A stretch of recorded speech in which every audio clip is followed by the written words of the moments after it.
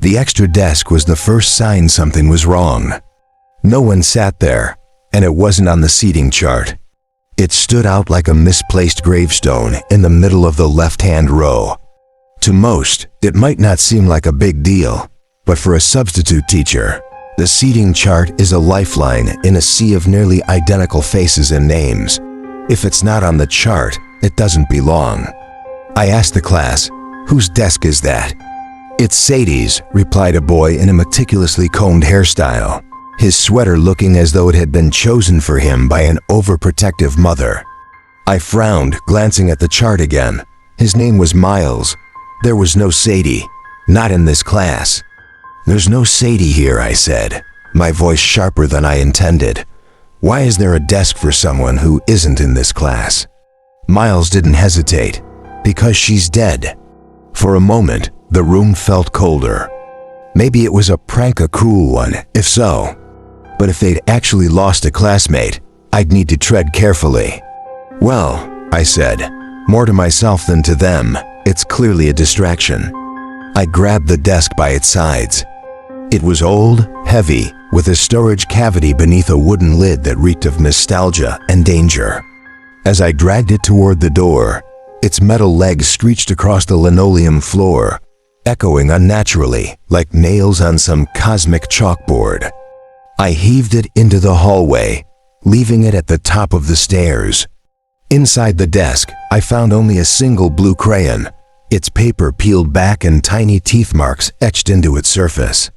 I shivered but told myself it was nothing. The rest of the morning passed uneventfully, though the oppressive chill in the room never lifted. The classroom, an isolated attic space, felt off wrong.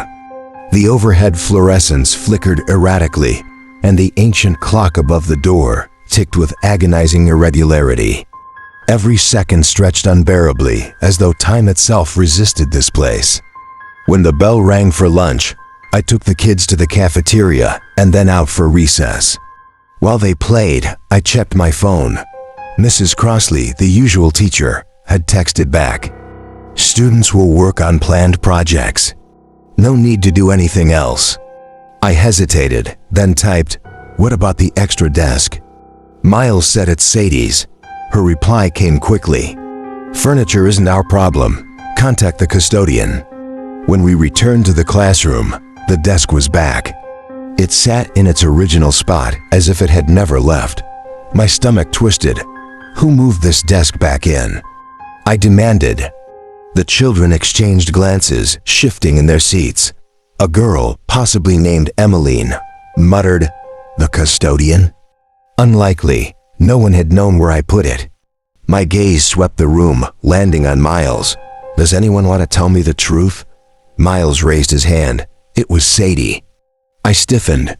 "I thought you said Sadie was dead." The class whispered nervously, their small voices barely audible beneath the relentless ticking of the clock. "She is," Miles said. "She's a ghost." The air felt heavier. I tried to shake off the creeping dread. "We're not supposed to talk about her," whispered one of the kids. "Why not?" I asked.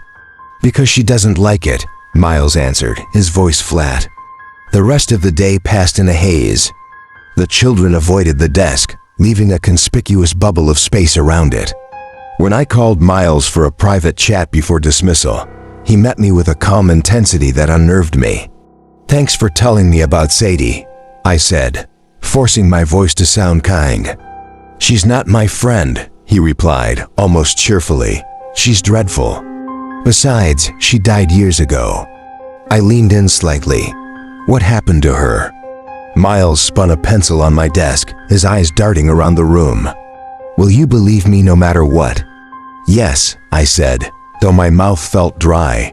His face lit up with a chilling smile. "Good," he whispered, before looking at me with unnerving certainty. "May I have a snack now?" I nodded slowly, opening the bottom drawer of Mrs. Crossley's desk. It was packed with snacks for every dietary restriction imaginable. As I handed him one, I couldn't shake the feeling that this was far from over. And from the corner of the room, I swear, I heard the desk creak. I handed Miles a wrinkled fruit leather. the kind that looked more like punishment than a snack. He chewed slowly, the gears in his mind turning as he spoke. Sadie was an angel in the school play, he began. When it was over, she forgot to return a candle to the prop room. He paused to take another bite, chewing thoughtfully. Isn't it strange how everyone thinks angels have candles? The idea's absurd. I nodded, unsure how to respond. So she took her candle to the attic, he continued, where they used to keep the props. She got locked in. It was pitch black, no windows. She couldn't see anything, not even how to turn on the light. What happened to her? I asked, my voice barely a whisper. She died, Miles said matter-of-factly. Right here in this room. It used to be the attic, you know. A chill ran through me. That's so sad. Miles tilted his head. Well, she shouldn't have gone off by herself, should she? Unpleasant things happen to children who wander. I swallowed hard, unable to argue. The janitor found her, Miles went on, his tone disturbingly casual. She was curled up on the floor, still wearing her angel costume. She'd scratched her name into the boards almost 3 times with her fingernails. I shuddered. Didn't anyone hear her? Didn't her family notice she was missing? Miles shrugged. I haven't the faintest idea. But she's still here. She wants something. I can feel it. What does she want? He turned to the clock above the door, staring as though it held the answer.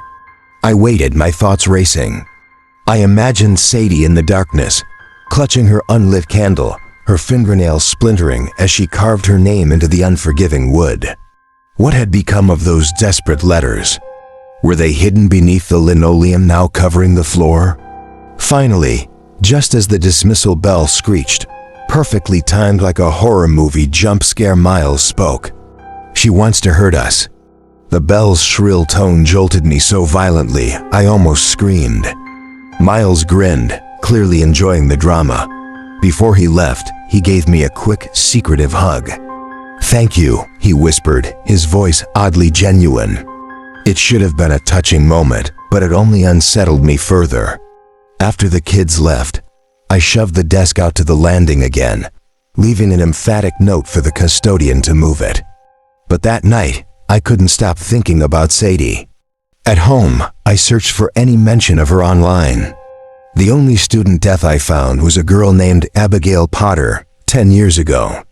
Supposedly, a butterfly garden had been dedicated in her honor. There was nothing about Sadie. The next morning, the desk was back. It squatted smugly in its spot like it had never left.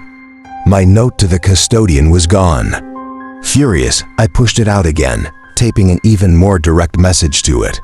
Something on the mural at the back of the room caught my eye.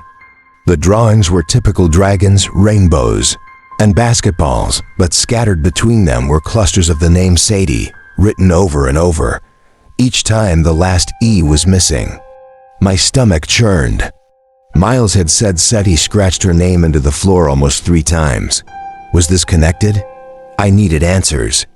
During an art activity, I assigned the kids to draw a person in the rain, a psychological exercise I'd read about. While they worked, I flipped through Mrs. Crossley's lesson plans and found an old newspaper clipping tucked in the back. It was about school hauntings. The article explained that child ghosts often anchor themselves to meaningful objects.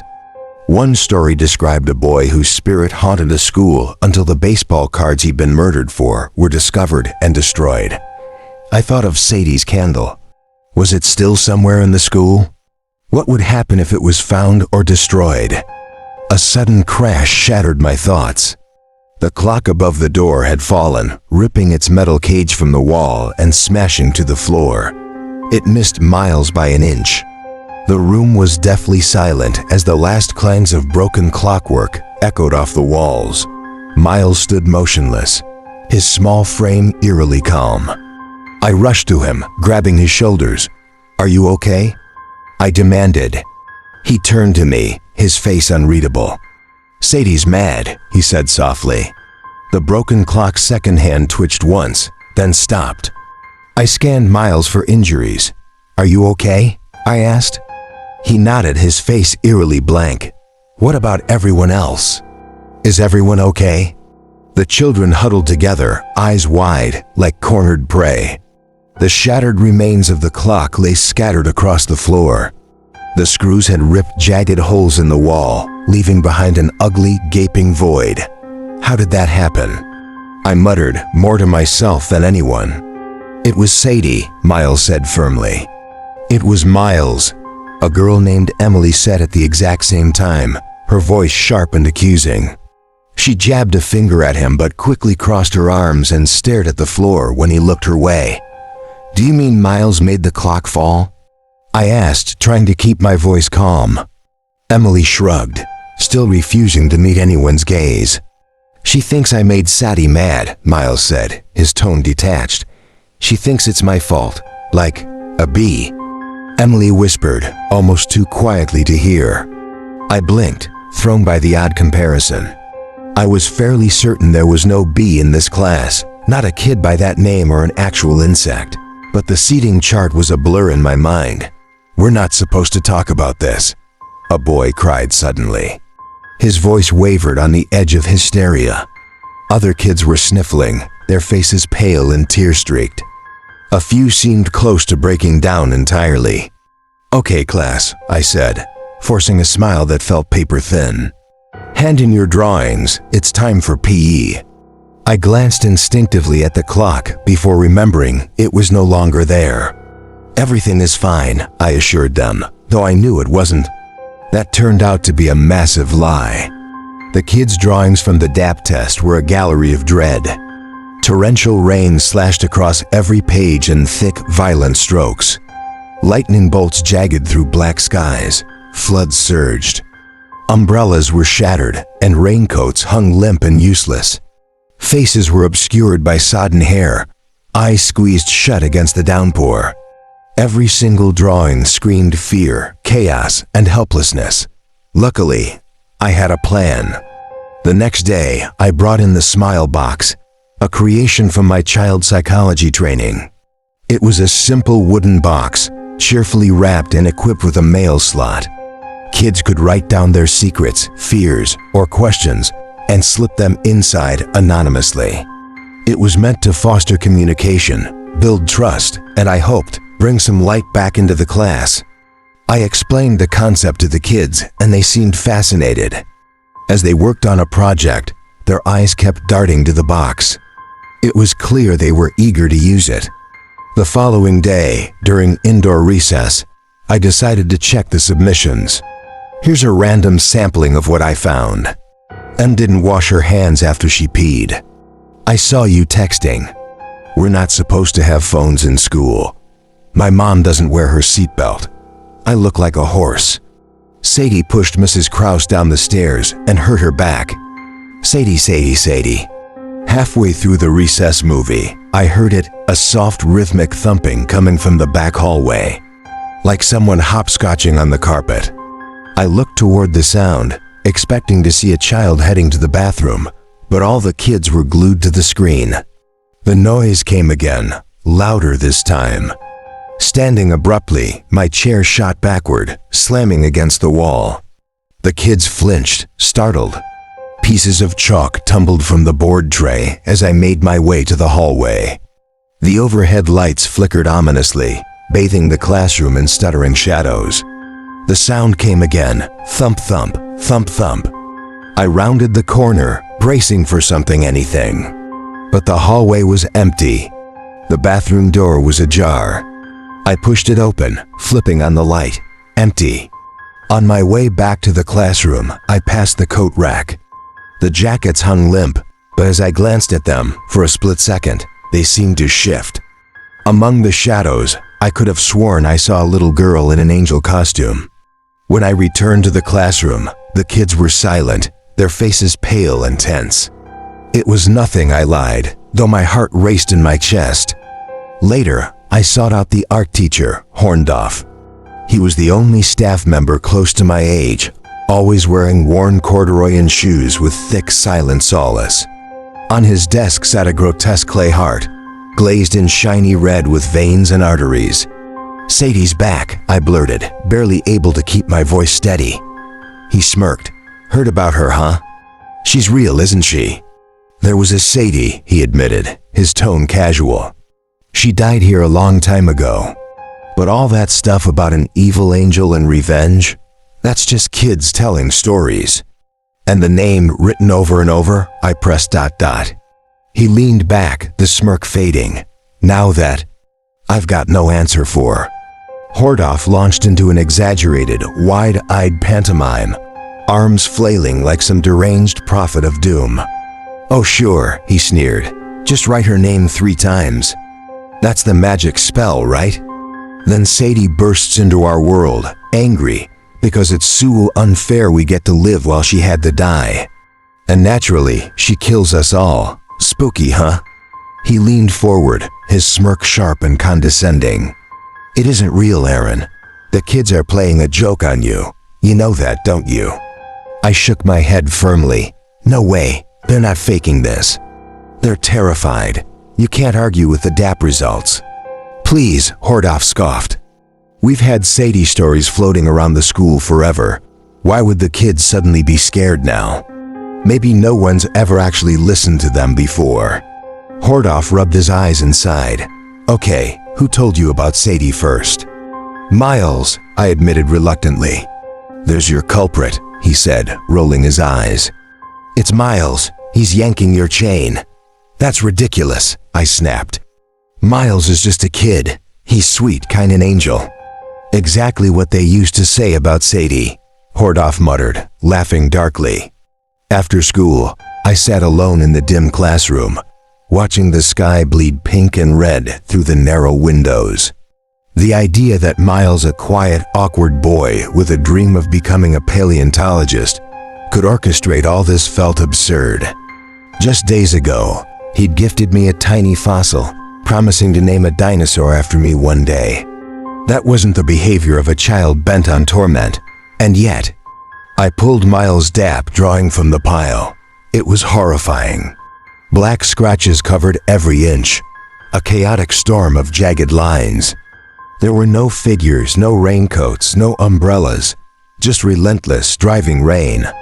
Poor Miles, poor strange Miles. But then I remembered his peculiar mannerisms, his too adult way of speaking, and the unnerving way he moved, silent, deliberate, like a shadow with too much purpose. He'd known too much about Sadie, too quickly. And he had the opportunity, regularly excused for gifted programs, often roaming the school unsupervised. My imagination ran wild, Miles wandering the darkened halls after hours, his small ghostly frame stopping by my classroom, leaving little surprises. Before I could think better of it, I opened his desk. The first thing I found made my stomach drop, a Ziploc baggie containing a pair of tiny white briefs. Scrawled on the outside, in his mother's handwriting, were the words, "Put me on in case of PP emergencies. Love, Mom." I stared at the bag, horrified and frozen. If anyone else saw this, Miles would be obliterated by bullies. Sliding it to the bottom of the desk, I tried to shake the creeping dread. This wasn't proof of malice, just a painfully sheltered boy with no sense of self-preservation. But as I lowered the desk lid, something else caught my eye, a broken blue crayon, its label frayed, the same crayon that had gone missing from the extra desk. No, that was absurd. Every kid in America probably had the exact same one. Shaking off the thought, I turned to the smile box. With trembling hands, I pulled out the notes inside. My excitement evaporated immediately. Each slip bore the same word, scrawled in jagged, childlike handwriting, Sadie, all but one.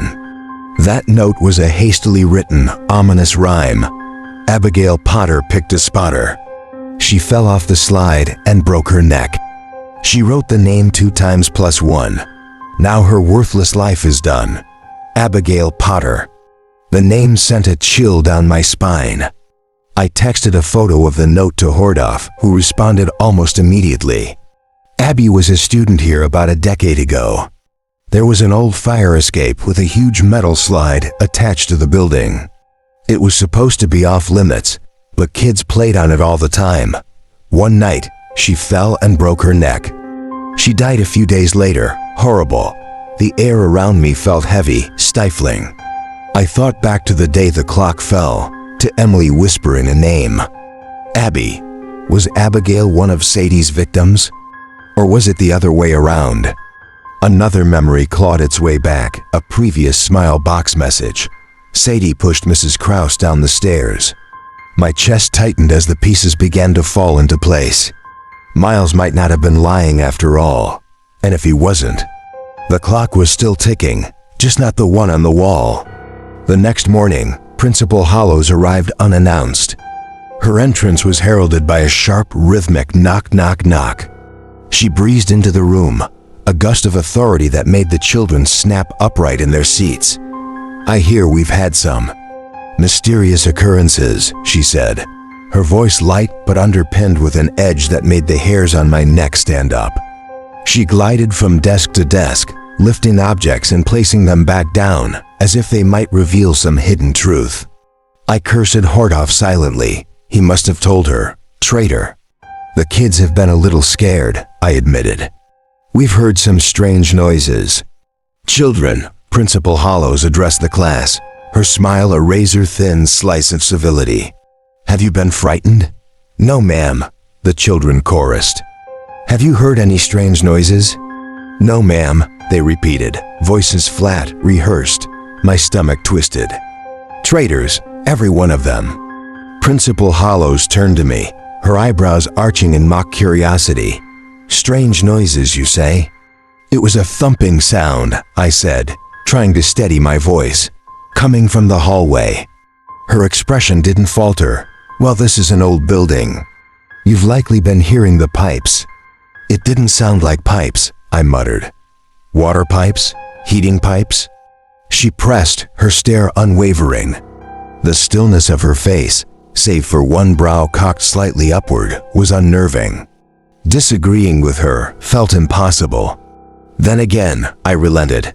It is natural for pipes to clang and bang in a building this old. Her smile widened, but it didn't reach her eyes. Children, she said, turning back to the class, you're well aware of the sad and misguided fiction that circulates in this school, a hoax passed down to frighten the gullible. Such nonsense has no place here. It will not be tolerated. Am I clear? Yes, ma'am, they murmured. She pivoted and strode toward the door. I followed her out, closing it behind me. Did Mrs. Krause fall on the stairs? I asked as we stood at the top of the stairwell. Is that how she hurt her back? Principal Hollows frowned, her lips tightening. Yes, right here. She gestured toward the steps. What a nightmare. She landed halfway down. We couldn't move her liability issues, you understand. We had to wait for the EMTs. What happened? Did someone push her? Her frown deepened. Goodness no, what an awful suggestion. It was just an accident, some jostling in the line. That's why it's important to always walk single file. Single file, not a pile, as I always say. One by one, I murmured. Walk, don't run. Her expression softened into a begrudging smirk. No more ghost stories, she warned, pointing a sharp finger at me before descending the stairs. No, ma'am, I replied. But the silence in the classroom felt heavier after that. We didn't speak of Sadie again. I shoved the smile box into a cupboard, and we droned through the monotony of lessons, lunch, and pay. We pretended to forget, but Sadie didn't. The sound came again, creeping into my world like a slow-forming bruise. I was in the bathroom when I heard it. Thump, thump, a cadence like witches stomping around a bonfire, their faces twisted in flickering flame light. I froze, then cracked the door open, hoping to catch whoever or whatever was making the noise. The hallway was empty. The lights above flickered and went out, plunging everything into a cold, humming dark, only to buzz back on a moment later. As I hurried back to the classroom, I checked behind every coat hanging in the hallway. About halfway down, I nearly screamed. It was Miles. He stood frozen, hands clawed on either side of his face, hair crackling with static from the coat fabric. What are you doing here? I hissed. I was going to the bathroom, he stammered, slowly lowering his hands. But there was something scary in there, so I hid. It was me in the bathroom. I snapped, my nerves fraying. He nodded solemnly, his gaze unfocused. You made the noise, he whispered. Yes, it was me, I said, exasperated. I have to pee, he mumbled. I let him go, grateful I hadn't kept him long enough to require his emergency bag. Back in the classroom, I faced the worried stares of the children. It was the pipes, I lied. Old building. Clanging and banging, it's normal. The next day, things escalated. Sadie's desk, the extra desk, was back. And someone had vandalized the mural, carving Sadie into it with blue crayon. Every letter was jagged, some meticulous, others slashed through the paper with violent strokes. The children avoided it, their glances too deliberate. When they left for music, I called Hordoff. He arrived, pacing before the mural, his corduroys whispering with every step. Is this some psychological experiment of yours? Exposure therapy? What? No, it wasn't me. I'm trying to figure out who did it. He stopped, squinting at the jagged letters. Well, that's your handwriting. Look at those E's, 3 little lines pointed upward, just like you make them. My blood ran cold. I noticed it immediately, those jagged marks, sharp and deliberate, like little birds darting across a landscape painting. Look, Hordoff said, pulling the receipt from his pocket. The one I'd scribbled my name and number on when we first met. He pointed at the first letter of my name. See? Same as the mural. He was right. The resemblance was unnerving, like staring into a distorted mirror. My breath hitched. Do you think someone copied my handwriting? I whispered, though the words felt hollow, like I already knew the answer.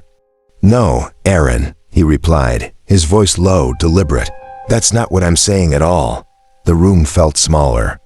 The walls seemed to inch closer, the air heavier. Are you feeling okay? He asked. Maybe you should lie down. No thanks, I said stiffly, my fingers curling into fists. I'm fine. He studied me for a beat too long, then let out a sharp, almost manic laugh. Oh, I get it. This is a joke, right? Why would it be a joke? Because you did this, Aaron. The condescension in his tone sliced through me, sharp as a knife. I stared at him, my skin crawling. Why hadn't I noticed before how unsettling he was? The way he always lingered just a moment too long. How he kept that damn receipt in his pocket. Why? Did he have some sick fixation on me? Or was he just that gross, never washing his pants? Yet here he was, acting like I was the crazy one. Yeah, I said, forcing a laugh that felt alien on my tongue. Just kidding. Thanks for your help, Hordoff. You're the best. He lingered, hands shoved deep into his pockets, fingers probably brushing over my phone number. I followed him to the door, to the top of the stairs, and for a fleeting, violent moment, I thought about how satisfying it would be to shove him, to watch him tumble, arms flailing, bones cracking, to hear his scream echo into silence. But I didn't. His squeaky, rubber-soled shoes faded into the distance, leaving me alone with the mural. I perched on Sadie's desk, no, the extra desk, and stared at the defaced wall. The children couldn't have done this. They were too frightened. But then who? And why? Could it still be a prank? If it was a reckless one. Foolish, even. Not just the risk of being caught, but the greater gamble inviting something terrible. Something that couldn't be undone. It was like stepping on a crack or breaking a mirror. Why risk it? I tore the mural from the wall, shredding it into strips, each piece more satisfying than the last. I separated the fragments of blue crayon, as though dismantling the name would strip it of its power. But halfway through, a thought froze me. Could Sadie have done this? Could she have found a way to finish her own name? To pull herself into existence? No, that's not how it worked. Like Bloody Mary, who can only be summoned by others calling her name in a dark mirror. She couldn't summon herself, could she? If she could, the world would be overrun with her, dark bathrooms haunted by her shadowy form. It wasn't a perfect analogy, but it was enough to steady me. I wasn't crazy, not yet. Friday. Rain drummed against the windows as I turned the classroom into a maze of forts, draping sheets and blankets over desks and chairs. The kids crawled underneath, their whispers and giggles muffled. It was perfect safe, cozy, for them. Miles, of course, was off by himself under a table, his little sanctuary of solitude. He peeked out, motioning me over with a conspiratorial look. "Are you mad at us?" he asked, his voice barely audible. "Of course not," I said, crouching to meet his eyes. "Why would you think that? You took down the mural." I glanced at the bare wall and forced a smile. "On Monday, we'll start fresh. A new mural, the happiest one ever." Miles nodded, satisfied for a moment, then his expression darkened. "I dreamed about Sadie last night," he whispered. "She was floating in a black place, dark as a black hole. She was singing about bluebirds. When I got close, she pushed me. I fell, forever." I shivered. "Oh, Miles," I said softly. "It was just a dream. You're safe now." But his gaze was distant, lost in that void. "My mom said she'll pull me out of school if this doesn't stop. You have to stop it." "I will," I promised. He tucked the blanket back down, sealing himself in. I stood, my mind spinning. My purpose here had shifted. It wasn't just about helping the children anymore. It was about stopping her, stopping Sadie. Afternoon. The rhythmic thump-thump returned, louder this time, echoing like savage drums in a jungle. The sound filled every corner, rising and falling, pressing against us, ... The children cowered in their forts, too terrified to even peek out. How easy it would be to run into that dark hallway, tearing down coats, ripping up carpets, screaming until the noise stopped. Instead, I turned the music up and smiled. I had a plan. I leaned my umbrella against the wall, peeled off my raincoat, and tossed it over a chair by the radiator. The kids had taken down all the forts, except for Sadie's. Of course, I checked inside first. That's just common sense, like pulling back a hotel shower curtain or checking the back seat of your car before driving. Everyone does it, and if they don't, they should. Outside, rain hammered against the windows, the sky pressing down like a weight. The room grew darker, quieter, until the school settled into an eerie stillness. I waited until I was sure everyone had gone home before I approached Sadie's desk. I yanked off the sheet and sat down, my heartbeat loud in my ears. The desk lid creaked as I lifted it. Empty. Not even a stray blue crayon. Behind me, the rumble started low and distant, like thunder, but heavier, closer. Like phantom feet racing across the carpet. The lights flickered, casting the room in uneven, stuttering shadows. My hand slipped, and the lid slammed shut on my fingers. Pain shot through me, sharp and blinding. I screamed, but it only fueled my determination. This time, it was easier. Even in the dark, even with my injured hand, I shoved that cursed desk across the classroom. It screeched against the floor, the sound cutting through the silence like a scream of its own. When I reached the top of the stairs, I didn't hesitate. I shoved it hard, sending it tumbling down. The crash echoed like thunder as the desk splintered against the landing, folding in on itself like a broken marionette.